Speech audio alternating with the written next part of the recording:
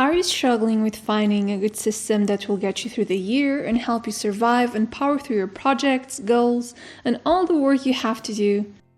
Well, you may have already realized that the productivity community is growing stronger over the past few years, which means there have never been more options, techniques, and methods to help you create your to-do lists, manage your projects, and help you stay active and on track of your chores.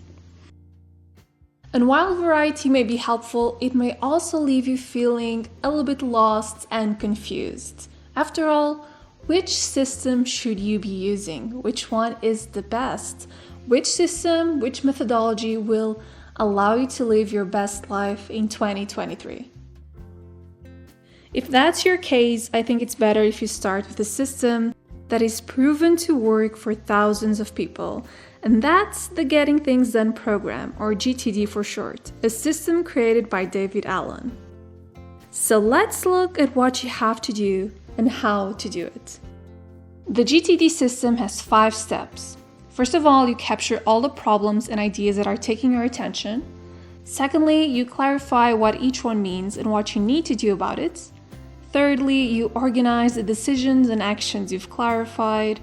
Then you reflect on everything in front of you to choose what to tackle next. And finally, you engage with the task. You get it done. So the idea of capturing is to literally have a place where you can get any type of information out of your head. Even if it's a short task, a complex task, a long-term task, or a short-term task. Capturing basically helps you empty your brain and create more space for your attentional space. This is the area of your brain and your process thinking that allows you to be creative, engage in powerful decision-making, and problem-solving too. Collecting all information scattered around your house, notes and post-its in your desk, make sure everything goes in your in tray. The idea is not to process this information now. Simply collect it so you can assess all the items later on. You can finish this part of the GTD system very quickly if you consider yourself a pretty organized person. Maybe you've already ultra simplified your organization system and you already have everything in one place. But if your life feels a little bit chaotic and you have everything scattered over different pieces of paper, folders and binders, different note-taking apps, it's absolutely normal that the capturing phase takes a lot of time. And the important thing is that you're dedicating the time you have to dedicate to this important stage of the process. Next, you'll have to figure out what you're going to do with each item as well as your next actions. Next actions are basically the next immediate steps you need to make in order for that project or that task to be completed. For instance, an example can be schedule a meeting. If this is something you have to do, then your immediate next task will have to be either finding an empty room for the meeting, scheduling an appointment, send an email, or contact people for their availability. So taking each item, here are the 7 possible decisions you can make for each one of them. You can throw it away. Things that don't require more action, information that you'll never need again. You can keep it for reference. These are items with useful information but nothing that can be converted into an actionable step. You can label it as a project. If it's something that takes more than one step and can be finished within a year, it's called a project under the GTD system. You can label it as such and put it into your pending pile. Delegate it. If something else can do it and if it's done under 2 minutes, someone else might be better fit for the job. If you have to delegate it, put it into your pending pile. Save it for later. Maybe you don't want to take any action now, but you'll have to do so in the future. So if you have to save those items for later, they also go to the pending pile. Next, actions. If the item takes longer than 2 minutes and cannot be delegated, label it next action and off to the pending pile it goes. Finally, just do it. If the action takes less than 2 minutes, you have to do it now. In third place, we have to organize all of this. So remember your reference pile, the one that has useful information that cannot be converted into actionable steps right now. You have to divide that into 2 different piles. So the first pile will be for subject-specific files and information, and the second pile will have to be for general info. Now let's take a look at your pending pile. The items from the last step go into the following categories. Your projects list is an index of your project in the planning stage. Items from the clarifying stage can either be located as sole projects, actionable items inside a project, or information that is considered a support file for a certain project.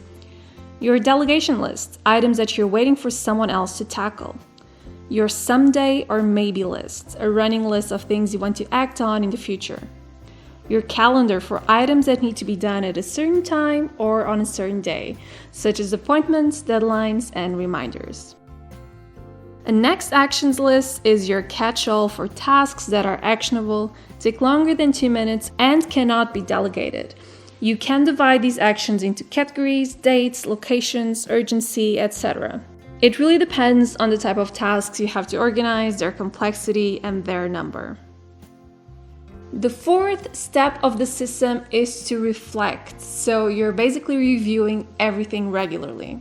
This basically means that in terms of your calendar, you should be looking at your calendar every single day. Your next actions list should be reviewed at least on a weekly basis. And reviewing your action list on a weekly basis will really help you update and review and reassess your calendar as well. So my advice is to have a weekly review ritual. This can really help you upkeep and maintain the GTD system over time. You can create your weekly ritual, for instance, on a Sunday evening when you're feeling quite relaxed and prepared to start the week, or actually any other day of the week. What's important is that you select a day and a time where you're able to create a strong habit. Make it a ritual. Make this your kind of self-care routine so that you can get organized and prepared for the following week. This will help you capture more information, clarify and organize items, update your lists, clear up things out where needed, and also ponder whether your projects are aligned with your values and goals, or whether there's something that needs to change in your work-life balance. And finally, let's talk about engaging. And this is actually the most important step in your GTD system, because this is where you pick up everything you've made during the planning stage, which were the first 4 steps of the program, and then you start deciding what to do next. David Allen suggests a 4 criteria model so that you can really understand what should be your next actionable item. With the 4 criteria model, you use context, available time, available energy, and priority to narrow down your choices in that specific order. So while certain tasks will require to be completed at a certain location, these should be the first you should prioritize. Secondly, you should look at the time you have available for the tasks on your list, and after selecting those, you should think which ones match your current level of energy. And finally, you have to define which ones you should prioritize over the others. But how do you actually decide this last part? So what should take priority over what? Well, you can use the 6-level model, which can be represented as a pyramid. Basically, you have different horizons, and each one of them represents a level to determine your priorities, from simple X actions to your purpose and principles. I know the system may sound a little bit overwhelming at first, but it really makes sense once you start applying it on a daily basis. There are many rules, and there are many different ways that you can adapt the system to your own lifestyle, your own routine, and your own circumstances. But I really advise you to read the full book from David Allen, because reading the entirety of the book is the thing that's going to really help you consolidate each step of the process and understand how everything correlates and how everything works together.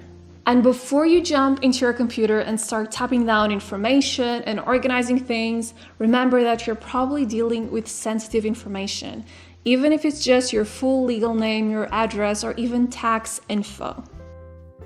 With NordVPN, who's kindly sponsoring today's video, you can encrypt online traffic with a click, automatically block phishing websites, scan downloaded files for viruses, block malware-ridden websites, and overall really improve your online security. When I used to work a lot on my laptop in public coffee shops in the past, I'll never forget the time I thought I was joining the Starbucks free Wi-Fi and mistakenly joined another person's random Wi-Fi, which literally opened up my laptop to that person since they could access all of my data. After that episode, I always made sure to use a VPN to protect my personal data online. And now with a baby on the way, I'm particularly passionate about extending that protection over to my family as well. And with the ability to secure multiple devices, I can make that happen. If you want to increase your online protection, go to nordvpn.com/Mariana and get a 2-year plan and 4 additional months for free. And the best part is, you don't have to make any commitments. NordVPN has a 30-day money-back guarantee, so you can try it first and then decide if you want to keep your plan. I really hope you've enjoyed today's video, and I'll see you next week. Bye guys!